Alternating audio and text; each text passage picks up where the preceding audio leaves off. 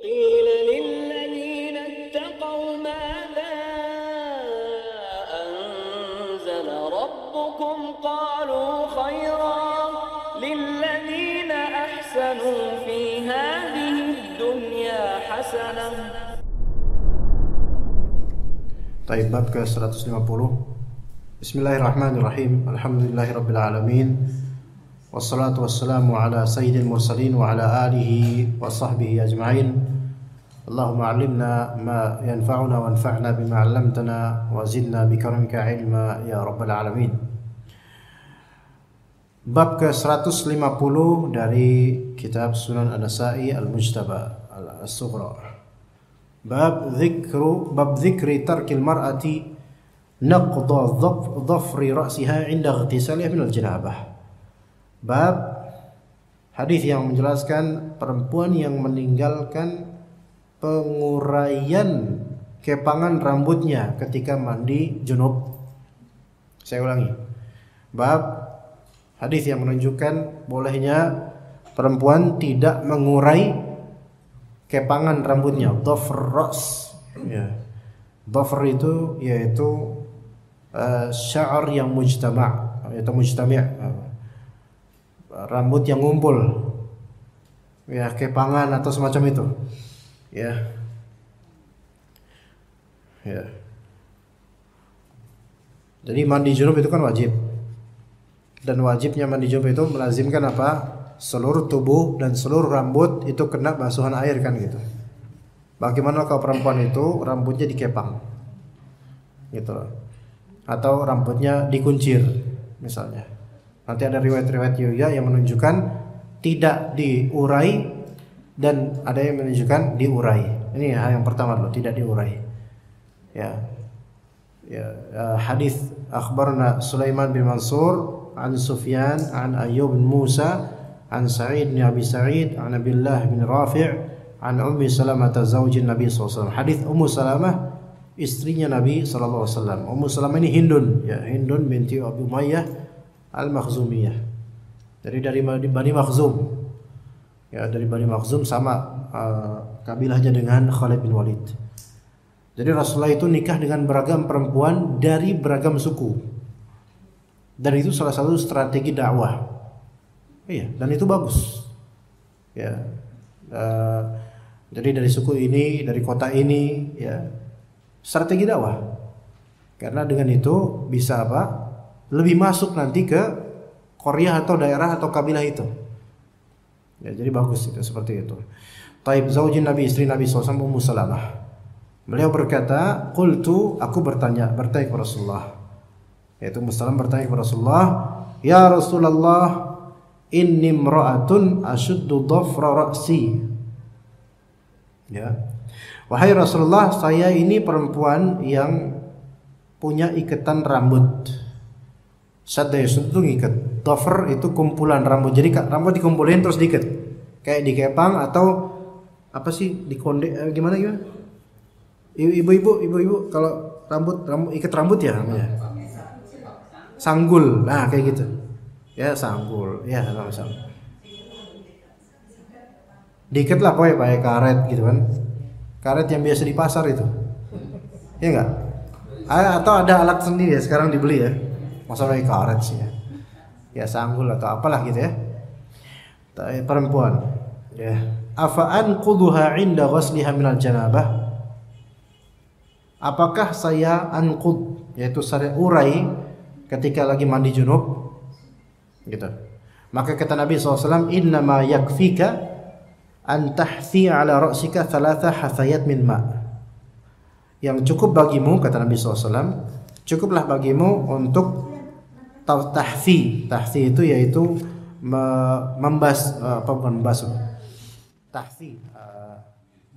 mengguyur ke kepalamu 3 guyuran dari air. Thumma tufidina ala jasadik, kemudian engkau arsirkan ke jasadmu, yaitu ke tubuhmu seluruhnya. Ya. Dan ini pendapat jumhur juga sesuai dengan hadis ini. Bagi jumhur ulama, perempuan ketika mandi junub, apalagi mandi lain yang mubah ya, ini mandi junub kan wajib. yang aslinya itu wajib untuk seluruh badan dan seluruh rambut itu kena airnya. Maka cukup guyur kepalanya, yaitu rambut-rambutnya 3 kali. Ya, 3 kali. Ini mandi junub ataupun mandi haid, masih mandi wajib lah pokoknya. Ya. Ya. Begitu. Ini yang lebih sahih insyaallah. Boleh seperti itu. Ini untuk perempuan saja. Adapun rajul, laki-laki, maka wajib untuk naqd. Wajib untuk naqd yaitu wajib menguraikan rambutnya jika air tidak sampai ke seluruh rambutnya. Beda laki-laki sama perempuan hukumnya beda. Wudu aja kan beda, Bu. Iya. Wudu itu perempuan lebih dipermudah untuk urusan rambut. Apalagi kalau misalnya di publik. Bahkan nggak usah buka jilbab. Bagian depannya aja bisa. Atau sebagian ulama bolehkan bagian luar rambut diusap aja di jilbabnya gini. Nggak apa-apa. Beda-beda pendapat ulama, tapi itu rukhsah dan kebaikan kemudahan untuk perempuan. Apalagi kalau di publik di luar gitu, wudu di misalnya di itu yang kemarin yang fair itu Islamic fair namanya apa? Muslim Life Fest. Ya gitu ya. Mungkin ada bagian musolanya mungkin wudunya sebagian di luar misalnya, sehingga nggak mungkin dibuka jilbab semuanya. Atau di Islamic Book Fair atau di event-event lainnya misalnya, maka itu susah, nggak mungkin kan dibuka. Maka cukup basuh aja bagian zahir atau bagian jambulnya, bagian depannya gitu. Perempuan punya jambul nggak perempuan? Sekarang ada nggak laki-laki berjambul? Dulu kan jambul itu tren ya, jambul, pakai braille clean atau pakai tanco gitu kan? Ya zaman-zaman orang udah punya anak sekarang ternyata udah punya anak ya. Iya. Ya. Nah, jadi perempuan dipermudah insyaallah. Adapun laki-laki, kalau rambut dia mungkin misal dikepang, laki-laki mau dikepang. Ya pokoknya rambut dikumpulin dengan karet atau apa gitu. Nggak boleh seperti itu kecuali harus pas mandi junub harus diurai.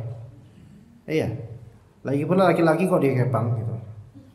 Ya, apalagi zaman-zaman yang ngikutin samurai atau ngikutin apa itu? Apa yang belakang itu terus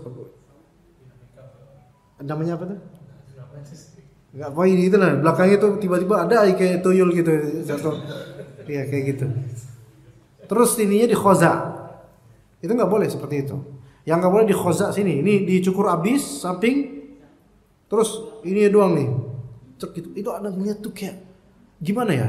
Anak pengen mual tapi nggak mual, pengen mulus tapi nggak mulus. Jadi bangsa ya. Tapi kesel aja ngeliatnya, sebel aja gitu loh. Apa kalau anda tahu ada ikhwan udah ngaji sunnah kayak gitu, itu kesel aja nih. Kesel aja gitu loh. Kenapa harus antum kayak gitu loh? Kenapa tidak menjadi percontohan untuk orang-orang awam umum gitu supaya berpenampilan yang lebih baik lah. Jangan terbawa dengan arus orang-orang ya. Ya enggak ngikutin samurai ya. Gitu. Samurai apa sih? Anda nggak ngerti ngikutin samurai apa? Apa Konoha atau gimana? Hah? Gitu ya? Yang apa tuh namanya kartun-kartun itu tuh ya, yang Jepang itu nggak salah. Ya ikut-ikut kayak gitu ya. Itu udah budaya mereka, udah nggak usah seperti itu gitu loh. Kalau bisa jangan kayak gitu, ya. Apalagi kalau dipakai khoza yang sudah jelas dilarang oleh Nabi SAW.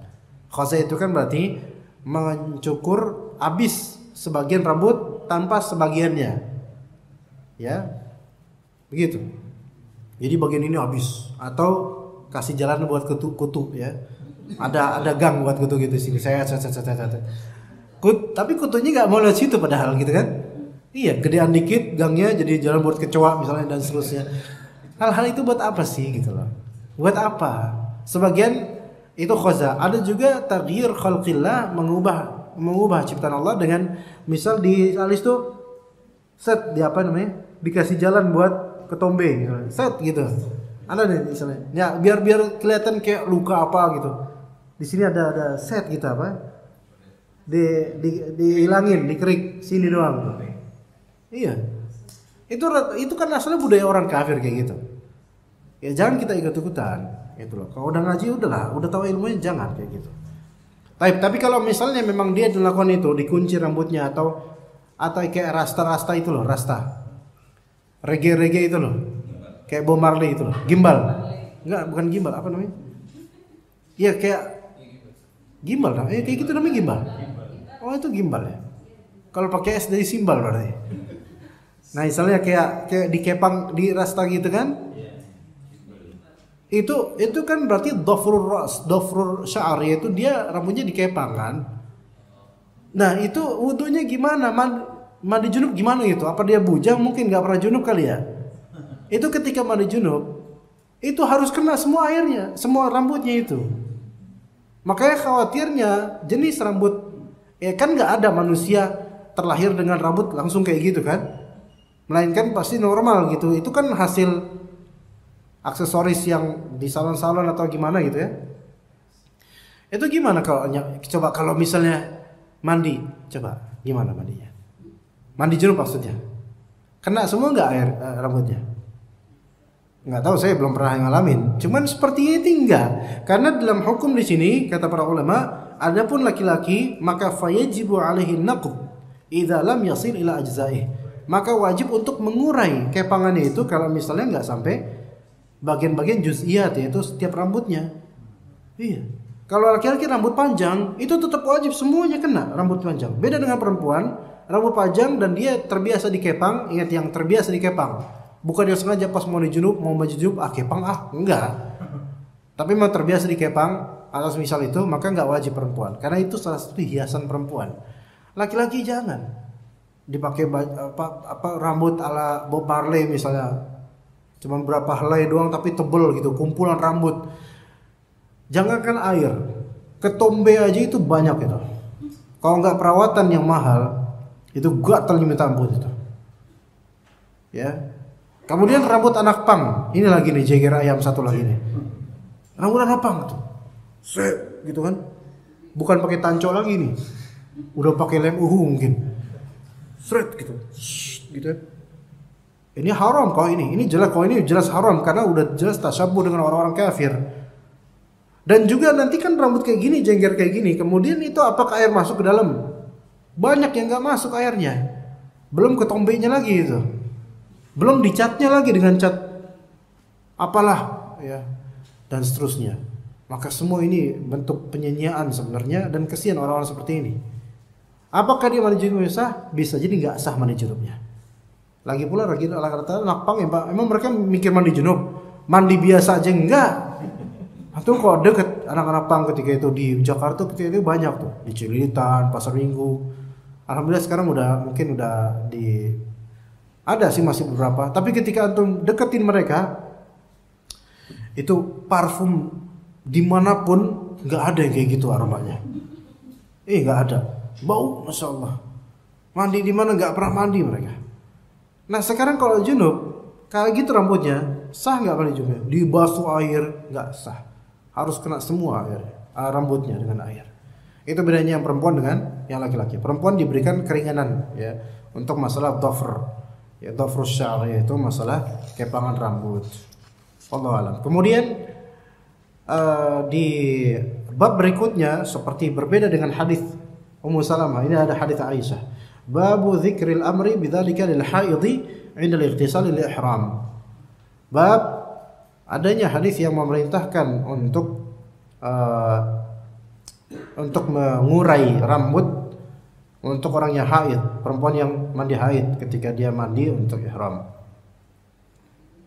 Akhbarani Yunus bin Abdul Ala qala akhbarana Ashhab an Malik anna ibn Shihab wa Hisham ibn Urwah haddatha an Urwah an Aisyah, hadits Aisyah radhiyallahu anha. Beliau berkata, kharajna ma'a Rasulillah sallallahu alaihi wasallam 'ama hajjatil wada'. Kami keluar bersama Rasulullah SAW di tahun haji perpisahan 10 Hijriah. Tahun Rasulullah haji sekali, yaitu di 10 Hijriah itu. Haji perpisahan karena itu ya haji terakhir Rasulullah SAW menjelang akhir hayat beliau sallallahu alaihi wasallam. Dan juga karena memang di Arafah atau di haji itu Rasulullah SAW memberikan khutbatul wada', khutbah seperti perpisahan ya. Kemudian fa ahlaltu bil umrah, maka aku pun berihlal untuk melakukan umrah, kata Aisyah. ihlal yaitu mengucapkan kalimat-kalimat la ilaha illallah atau labbaik Allahumma labbaik. Jadi kan pas pakai pakaian ihram itu kan disunahkan untuk bertalbiyah ya, labbaik Allahumma labbaik dengan suara agak keras. Faqadimtu Makkah wa ana haid, maka saya kemudian datang ke Makkah namun dalam keadaan lagi haid. Jadi enggak bisa tawaf dong karena umrah. Ya, enggak bisa. Umrah kan rukunnya di antara tawaf. Kemudian sa'i ya. Falam atuf bil bait, saya enggak bisa tawaf di Baitullah karena terhalang oleh haid. Wala baina Safa wal Marwah, enggak bisa juga ngapain? Sa'i. Safa dan Marwah enggak bisa. Kenapa enggak bisa jemaah? Apakah sa'i Safa Marwah itu disyaratkan suci? Kalau tawaf jelas disyaratkan suci ya. Sa'i enggak. Dia disyaratkan suci. Maksudnya enggak disyaratkan suci. Enggak seperti tawaf. Tawaf itu seperti sholat. Ya. Hanya saja tawaf itu boleh ngobrol. Kalau sholat enggak boleh. Iya. Jadi kalau tawaf itu kan harus dalam keadaan suci. Tidak haid, tidak nifas, tidak pula junub apalagi ya. Tidak pula dalam keadaan tidak berhadas kecil, misalnya habis kentut, ya wudu dulu. Gitu kan? Itu tawaf tuh. Nah, kalau sa'i, misal habis tawaf kan kita biasanya salat di makam atau dekat makam Ibrahim, arah makam Ibrahim. Ya, kemudian disunahkan untuk minum zam-zam dan mengairi kepala dengan zam-zam. Nah, setelah itu kan kita kan sa'i. Habis salat, habis ini zam-zam, kedinginan kentut misalnya. Terus sa'i, sah enggak sa'inya? Sah sa'inya. Karena sa'i ini tidak disyaratkan taharah. Iya, tidak disyaratkan taharah. Nah, terus ini kok Aisyah ini tidak melakukan sa'i Safa Marwah? Kenapa? Karena beliau berhadas besar, haid. Sementara ada larangan haid di masjid. Safa Marwah itu masuk masjid loh. Iya. Kalau di zaman Nabi Ismail, di zaman Nabi Ibrahim ya belum lah. Tapi ketika itu sudah masuk. Dan sekarang apalagi sekarang sudah masuk masjid. Maka ketika adzan, ya kan? Itu orang-orang iqamah di tempat kita sa'i itu pada sholat di situ orang-orang. Banyak yang sholat. Jadi sa'inya sementara dinonaktifkan, namun kemudian pada sholat. Nah di sini tidak melakukan Safa dan Marwah sa'i di situ. Maka fasyakautu dzalika li Rasulullah SAW. Maka aku pun mengeluhkan hal ini kepada Rasulullah SAW. Pengen gimana meneruskan haji gitu loh. Faqal, maka berkata Nabi SAW, unqudi ra'saka wamtashiti wa ahilli bil haji wa da'il umrah. Rasulullah merintahkan unqudi ra'sak, yaitu unqudi di sini apa? Uraikan. Ra's di sini artinya sya'ar, yaitu rambutmu. Uraikan rambutmu, wamtashiti, dan sisirlah rambutmu. Ini maksudnya ya mandilah gitu loh. Wa ahilli bil haji, dan berihlallah, yaitu talbiyahlah, ucapkanlah kalimat-kalimat ketika lagi haji nanti. Wada'il umrah, dan tinggalkan umrah, karena umrah di sini kan tawaf. Sa'i itu ada di masjid. Sedangkan haji kan enggak semua prosesi di masjid, ya enggak? Maka tetap lanjutkan haji. Adapun umrahnya maka tinggalkan.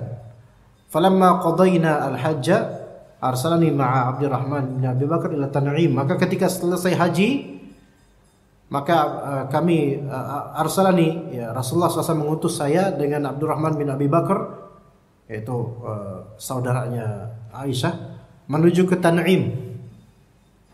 Tan'im itu miqat untuk ngapain? Melaksanakan umrah. Tapi miqat dari Mekah. Mungkin jemaah yang udah pernah umrah tahu Tan'im, tapi belum pernah mungkin. Anak juga belum pernah ke Tan'im. Ya, Tan'im. Ya, ada Masjid Aisyah juga di situ. Jadi biasanya kalau sekarang mau umrah 2 kali dalam satu trip, itu biasanya ke Tan'im dulu. Baru kemudian ngambil miqat untuk melaksanakan umrah. Mungkin sebagian paham insyaallah. Jadi ke Tan'im fa'tamartu, maka kemudian aku pun umrah mulai dari situ setelah lepas dari haid. Ya begitu. Ya, selesai haji lepas dari haid.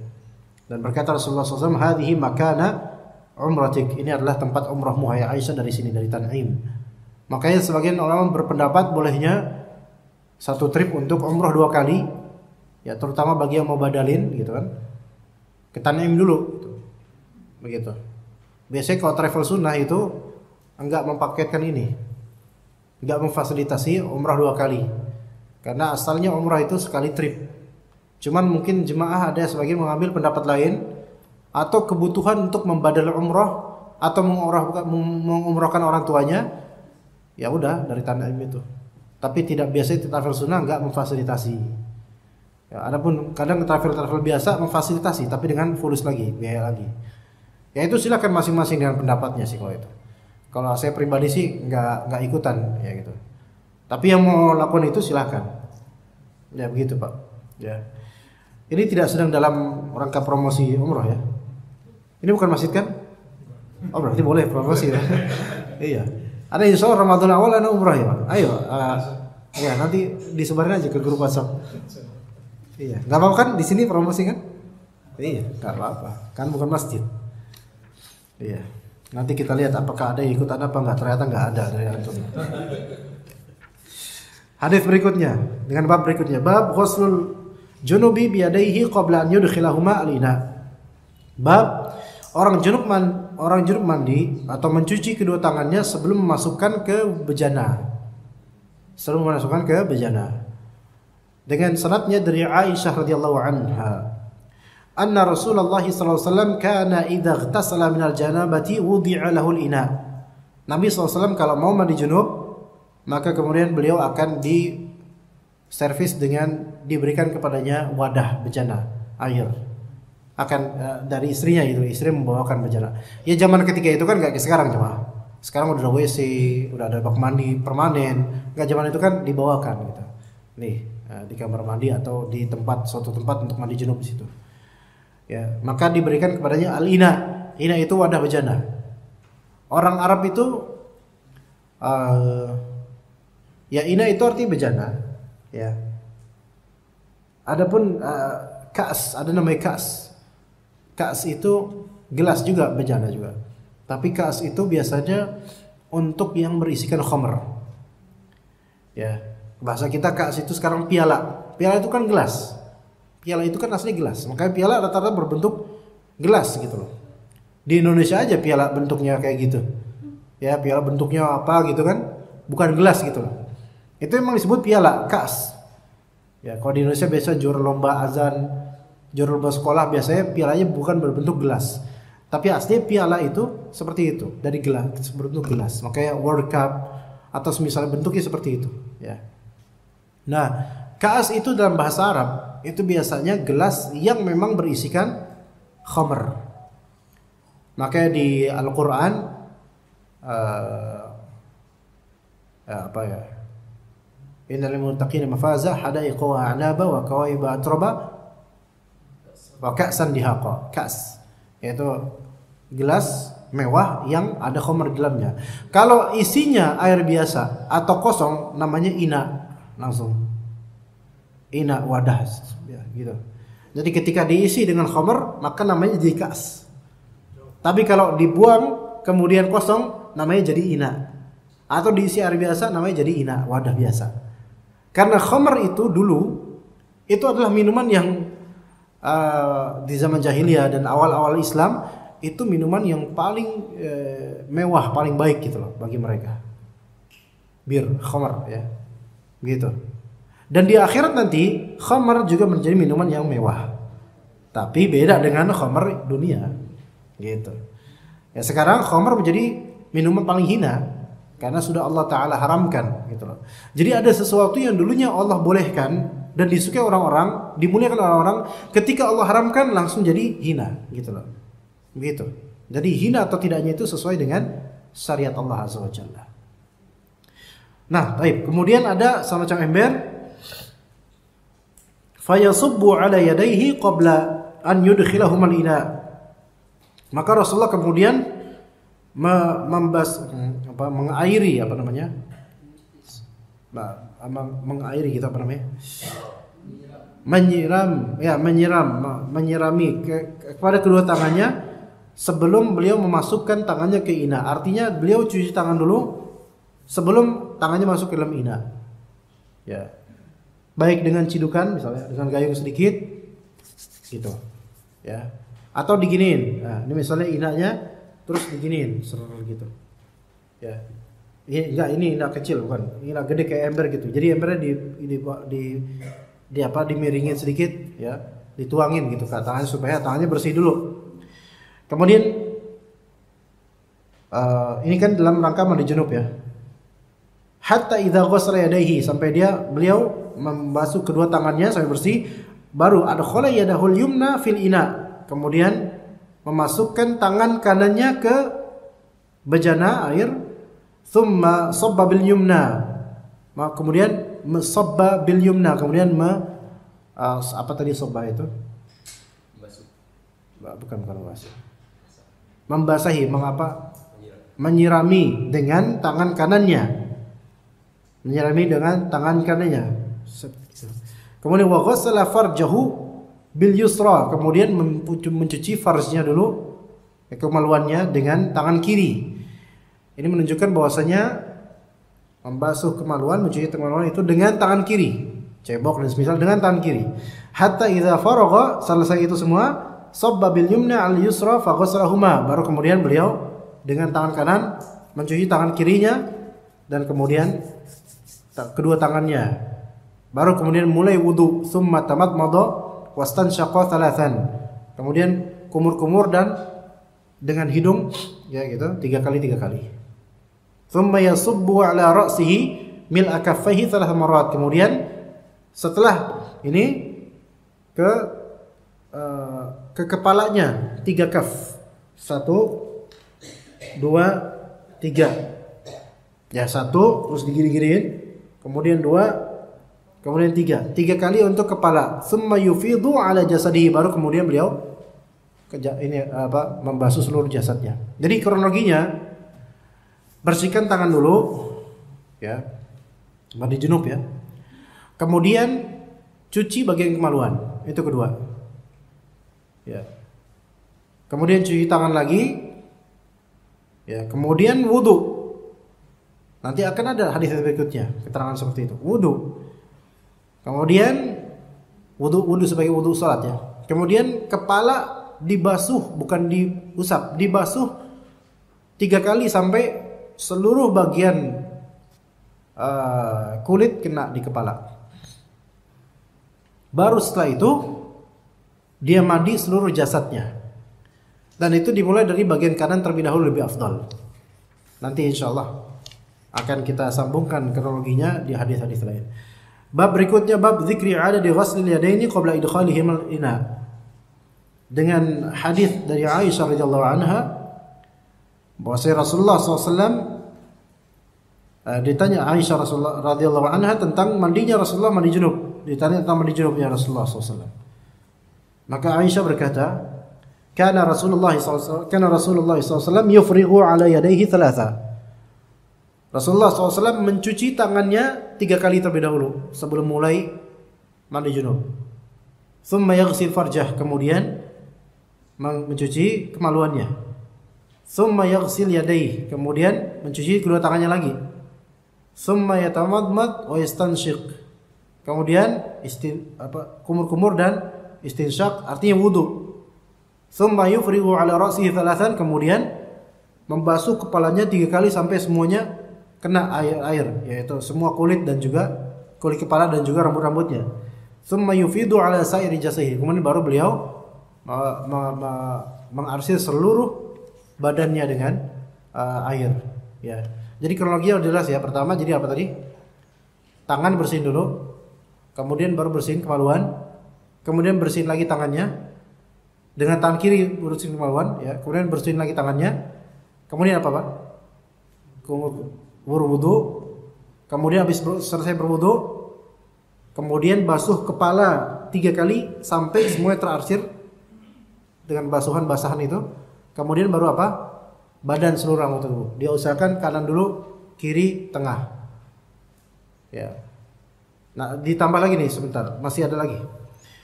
Bab izalatul junubi al-adha an jasadihi ba'da ghusli adaihi. Menghilangkan orang yang junub menghilangkan kotoran dari jasadnya setelah mencuci kedua tangannya. Dengan hadis Aisyah lagi sama yang tadi. Ditanya tentang mandi junubnya Rasulullah SAW, kata beliau, karena Nabi SAW yu'ta bil ina. Nabi SAW didatangkan kepadanya wadah air, fayasubbu ala yadayhi, kemudian mencuci tangannya, fayaghsiluhuma, ya. Mencuci tangannya dengan sop. Sop itu yaitu dituangin gitu ya, dituangin sop itu. Dituangin kayak kedua tangannya ya. Mungkin Aisyah bantu nuangin. Ya, jadi misalnya ember segini, ini ya Rasulullah di minggir dimiringin, Rasulullah tinggal kayak gini. Nah, ya kan? Ya. Baru kemudian tangan kanan ke tangan kiri, kemudian fayaghsilu, ini mencuci farjnya, yaitu kemaluannya, faghsilu ma ala fakhidaihi, yaitu membasuh, mencuci apa yang ada di pahanya. Sebenarnya maksudnya maaf di selangkangannya. Karena ini mandi junub yaitu setelah jima dan semisalnya ya. Apapun kotoran di situ dari mungkin keringat atau mungkin air mani dan madhi dibersihkan di situ. Ya. Tsumma yaghsilu yadayhi, kemudian setelah membersihkan itu mencuci kedua tangannya lagi. Kemudian yatamadmad wa yastanshik, yaitu wudu. Kemudian wa yasubbu ala ra'sihi thalathan, ya 3 kali. Kemudian yufidhu ala sa'iri jasadih, kemudian baru seluruh jasadnya, seluruh tubuhnya. Hadisnya sama ya, sama insyaallah. Ya, tapi di sini ada perbedaan di masalah yaitu kriteria yang dibersihkan, yaitu dia di bagian selangkangan, bagian sekitar kemaluan. Ya, kemudian bab berikutnya dan hadis yang serupa sebenarnya, yaitu hadis Aisyah radhiyallahu anha menyebutkan bagaimana cara mandi junubnya Rasulullah SAW. Karena yaghsilu yadayhi thalatha, 3 kali cuci tangan. Ini coba kita refleksikan di kita ya. Kemudian yufidhu biyadihil yumna al yusra. Ya, dari tangan kanan ke tangan kiri. Ini tangan kiri kan kena air nih. Jadi tangan kanan, ini tangan kiri, kemudian gosok bagian farj, kemaluan, wa ma asabah, dan yang terkena dengan efek dari jima ya. Efek dari kemaluan ya. Kemudian yufidhu biyadihil yumna al yusra 3 marrat, ya 3 kali, dia kalau bisa 3 kali mencuci kemaluannya. Kemudian yatamadmad 3 wa yastanshik 3. Kumur-kumur 3 dan istinshaq 3 kali. Wa yaghsilu wajhahu 3 kali wajah. Kayak wudu. Habis ini kalau ini pakai metode 1 2 3, kemudian 1 2 3, kayak wudu. Wudu kan ada beberapa tata cara untuk yang istinshaq ini, tamadmud. Kemudian wajahnya 3 kali kayak wudu. Ya. Namun langsung di sini tsumma yufidu ala ra'sihi 3. Kemudian kepalanya 3 kali, yaitu afadhu yufidu, berarti dibanyakin airnya gitu loh supaya kena semua. Tsumma yasubbu alaihi al-ma, kemudian baru seluruh anggota tubuh dengan air. Kemudian berikutnya, di bab berikutnya, ini digabungin aja, dzikru wudhu'il junubi qabla al-ghusl. Disebutkan dalam hadis wudunya orang junub sebelum mandi. Mandi itu kan ketika semua badan. Tapi wudu dulu sebelumnya. Aduh, dengar tukang ketoprak. Ana selalu terkesan di situ tukang ketopraknya. Makan siang ya, Ana tadi pagi makan bubur soalnya di Pekayon, kajian Pekayon makan bubur doang. Jadi sekarang dengar suara ini tuh udah langsung syubhat buat kepala Ana ini. Hah? Berhenti aja. Hah? Nanti ini ada yang pesen ketoprak Ustaz ini dong gitu. Yang pedas ya gitu. Enggak usah jangan dilakuin ya. Nanti kebiasaan, nanti dia nunggu terus nanti. Ana yang pusing ana. Ya. Dengan hadis berikutnya dari Aisyah radhiyallahu anha, anna Nabiy sallallahu alaihi wasallam kana idza ightasala min al-janabati bada'a fa ghassala yadayhi. Kalau beliau mandi junub, beliau mulai dengan mencuci kedua tangannya. Kalau tadi kira-kira berapa kali kedua tangannya? 3 kali. Tsumma tawadda'a kama yatawadda'u lis-shalah. Nah, ini apa namanya? Disingkat tanpa menyebutkan cuci kemaluan, langsung wudu seperti wudunya untuk salat. Ya, tsumma yudkhilu asabi'ahul ma. Kemudian beliau memasukkan tangannya setelah wudu ke air, fayukhallilu biha usulu sya'rihi. Ya, ditakhlil usul sya'ar, yaitu akar-akar bawah-bawah sya'ar rambut ditakhlil di sela-sela. Thumma yasubbu ala ra'sihi thalatha ghuraf, kemudian mengalirkan menuangkan ke kepalanya 3 kali cidukan. Ghuraf itu cidukan. Ya mungkin pakai tangan bisa, pakai cidukan bisa, gayung bisa. Thumma yufidul ma' ala jasadihi kullihi, kemudian baru jasadnya, ya, yaitu tubuhnya seluruhnya.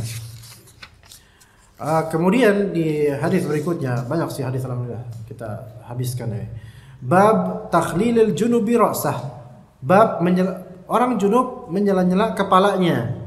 Ini hadis Aisyah lagi seperti tadi, mandi junubnya Rasulullah SAW, annahu kana yaghsilu yadayhi, cuci tangan, wa yatawadda wudu, wa yukhallil ra'sahu hatta yasila ila sya'rih, kemudian mentakhlil ra'snya. Kita punya rambut, takhlil ra'si itu di sela-sela rambutnya kayak gini, ya sampai seluruh rambut. Thumma yufrighu ala sa'iri jasadih, kemudian membasuh seluruh dari anggota tubuhnya. Hadis Aisyah lagi, anna Rasulullah SAW kana yusharribu ra'sahu thumma yahthi alaihi thalathan. Rasulullah SAW yusharrib, tashrib, ya, yaitu maksudnya takhlil, yaitu dengan air menyela-nyela kepalanya, rambutnya. Kemudian baru beliau menggayungkan 3 kali. Dari semua kronologi ini kita coba urutkan lagi. Pertama, misal kita pakai apa? Coba pakai shower dah Pak ya. Ya, kita kan udah zaman udah berbeda. Dulu nggak ada shower dan nggak kepikiran ada shower. Sekarang ada shower, nggak perlu lagi kita nyuruh istri kita untuk nge-showerin kita kan? Bisa sendiri, seret gitu kan? Nah, pertama apa dulu Pak? Tangan dulu 3 kali. 3 kali di sini maksudnya 3 apa? Sebenarnya kan 3 cidukan 3 kali itu. 3 siraman. Jadi bukan 3 ginian, bukan 3 pijitan, bukan 1, 2, 3, bukan itu maknanya. Tapi 3 siraman. Misalnya pakai shower atau keran, kan shower atau keran kan terus ngalir tuh. 1 dibebaskan gitu loh. 2 ambil, 3 ambil, paham nggak gimana? Atau di beberapa bandara atau di mana kan ada keran yang 1 terus habis dia gitu kan? Kita giniin sensornya kena 2 gitu. 3 seperti itu namanya 3 kali, itu yang disebut 3 kali Pak. Jadi bukan dalk itu nggak dihitung. Dalk itu apa, pijitan, usapan, nggak ada itu. Ini antum kayak gini berapa kali terhitung 1 gitu. Ya begitu ya, itu 1, terus 2, terus 3. Oke, itu di shower. Kemudian setelah itu apa? Mencuci kemaluan. Itu bisa dengan cara tangan. Kalau pakai shower ya bisa. Kalau laki-laki gampang. Ya bisa langsung. Kalau pakai gayung, ya udah pakai gayung kan gampang. Zaman sekarang jauh lebih gampang gitu loh. Cuci kemaluannya, kalau bisa 3 kali. Ya 3 siraman, seret gitu 3 siraman. Kalau memang terasa belum full, ya belum, maksudnya masih ada kotoran-kotoran, tambahin lagi nggak masalah. Karena 3 untuk pencucian ini, 3 itu bukan pembatas. Yang penting hilang adza dan kotorannya. Setelah itu apa jemaah? Cuci tangan lagi, ya, tangan kiri dicuci, ya. Kemudian baru melakukan apa? Wudu. Dimulai dari kumur-kumur wudu seperti wudu biasa kita. Ya. Namun di sini ada khilaf ya. Kan wudu biasa kita kan kumur-kumur, wajah, tangan, kepala. Nah, kaki apakah juga atau enggak? Bisa di awal yaitu sekalian wudu kaki juga dibasuh.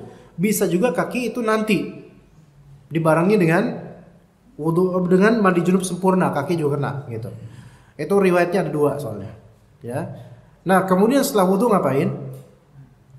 Yaitu basuhi kepala dan ditakhlil, gosok-gosok. Nah, diurai, digosok-gosok. Itu laki-laki kalau diurai. Kalau perempuan ada kepangan dari hadis yang Ummu Salamah tidak harus diurai. Masih ingat gak tadi yang pertama? Iya. Nah, itu kalau perempuan. Kalau laki-laki ada pakai laki-laki apa tadi? Kunciran atau apa? Harus diurai kuncirannya. Ya, maka kemudian diurai, kemudian 3 kali dikenai dengan air, dibasuh dengan air. Kalau pakai shower, ya udah gini aja, sekalipun nggak apa-apa gitu loh. Yang penting sebenarnya tujuannya adalah semua kena dengan air, gitu tujuannya. Nah sekarang kemudian setelah itu apa jemaah? Baru sairul jasad, seluruh dari tubuh. Kalau pakai shower, kalau memang mau kanan dulu, berarti kan kanan dulu. Gampang gak? Gampang kalau pakai shower gampang lah. Ya kalau pakai gayung, ya udah basuh bagian kanan dulu gitu. Itu kalau mau persis sunnah ya. Kemudian kiri, baru kemudian tengah seluruhnya gitu. Seperti itu jemaah. Ya kok repot banget ya. Ya repot karena mungkin biasanya mandi junub nggak gitu kita misalnya. Biasanya mandi junub gimana tuh? Nyemplung di kali langsung, ya sah juga. Asal kalinya suci sah. Iya benar boleh, bisa sah. Yang penting niatannya mandi junub. Plek, nggak pakai cara tadi. Cemplung, nggak balik lagi, mati. Nyemplung, balik lagi, suci nggak? Suci dengan syarat niatannya udah mandi junub dari awal. Kemudian apa? Seluruh tubuh dan rambut itu memang kena air, maka itu sah. Berenang ya. Walaupun pakai baju berenang ya. Yang penting semuanya kena air, sah. Begitu Pak ya, dari Ibu. Terakhir insyaallah bab dzikri ma yakfi al-minal junub al-junub min ifadatil ma' ala ra'sih. Ya, hadis yang menyebutkan apa yang mencukupi orang junub untuk pembasuhan air di kepala. Dari hadis Jubair bin Mut'im qala tamaraw fil ghusli inda Rasulillah sallallahu alaihi wasallam. Para sahabat itu mereka sering berdebat, berdiskusi terhadap apa mandinya Rasulullah, bagaimana Rasulullah SAW mandi, bagaimana mandi dalam Islam, saling berdiskusi dan itu dekat dengan Rasulullah SAW. Maka kata sebagian sahabat, saya itu mandi begini. Kata sebagiannya, saya itu mandi begini. Maka kata Rasulullah SAW, ama ana fa'ufidu ala ra'si thalatha akuf. Kalau saya 3 kali saya menuangkan air ke kepala saya 3 kuf. 1 ya. 2 3 itu kayak wudu gitu. Jadi segini nih. 3 kuf ini. 1 ya, itu ketika apa? Ketika membasuh kepala setelah wudu sebelum seluruh tubuh. Kan tadi kalau gitu. Itu pertama apa? Cuci tangan kalau bisa 3 kali. Kemudian cuci kemaluan. Kemudian cuci tangan lagi. Cuci tangan dulu Pak. Cuci tangan dulu karena tadi bisa mencuci kemaluan. Kemudian yang keempat wudu. Kemudian yang kelima rambut. Kalau bisa 3 kali cidukan. Baru kemudian seluruh tubuh. Ada berapa berarti? 6. Ada 6. Tapi pertanyaan, bagaimana kalau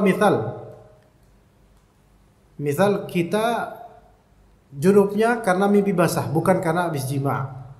Apakah kronologinya disunahkan sama? Sama. Ya. Begitu. Ya.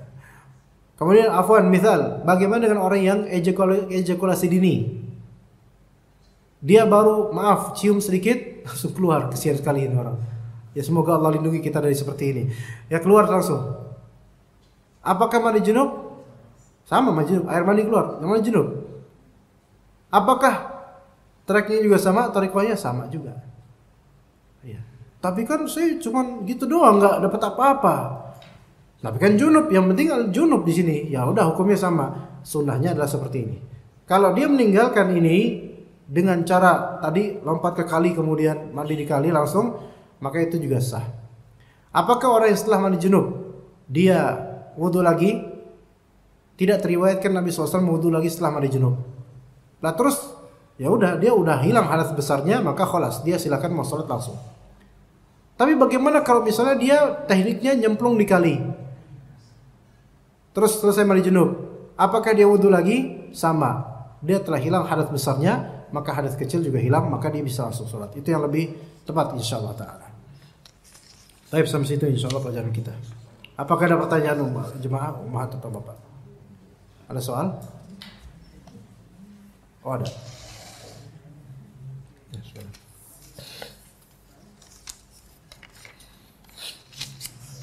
Assalamualaikum warahmatullahi wabarakatuh. Bismillah.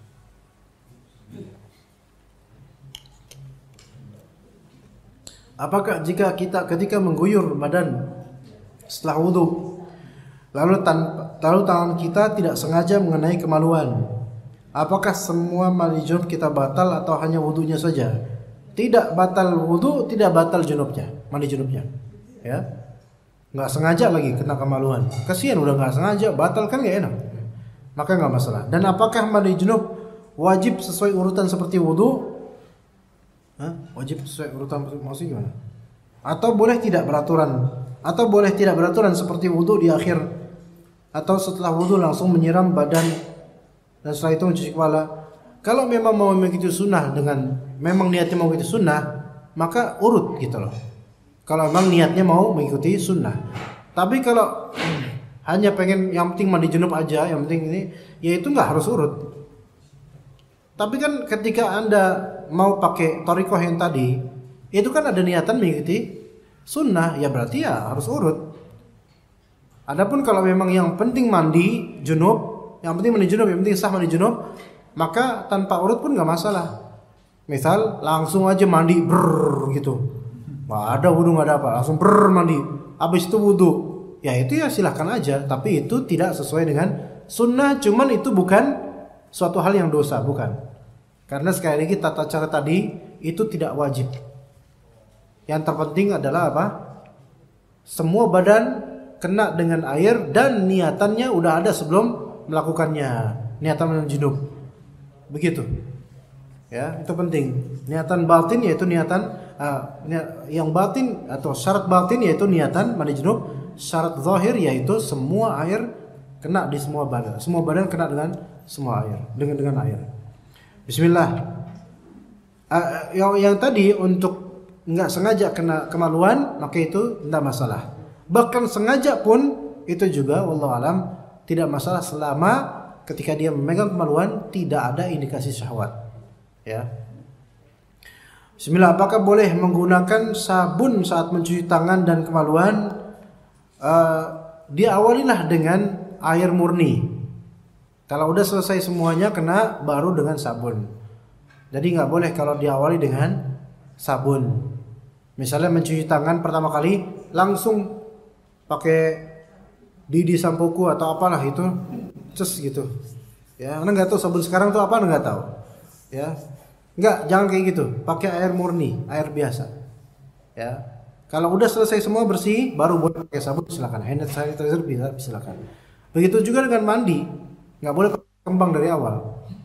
Iya, atau nggak boleh langsung pakai apa sabun atau sampo langsung nggak boleh. Tapi setelah semuanya kena dengan air, baru silakan mau pakai itu. Jadi jangan dari awal, ya begitu. Wallahu a'lam. Ya mungkin seperti itu yang bisa kita sampaikan. Mudah-mudahan bermanfaat. Jazakumullahu khairan jazaa. Wassallallahu ala nabiyyina Muhammadin wa ala alihi wa sahbihi ajma'in. Subhanakallahumma bihamdika asyhadu an la ilaha illa anta astaghfiruka wa atubu ilaik. Wassalamu alaikum warahmatullahi wabarakatuh.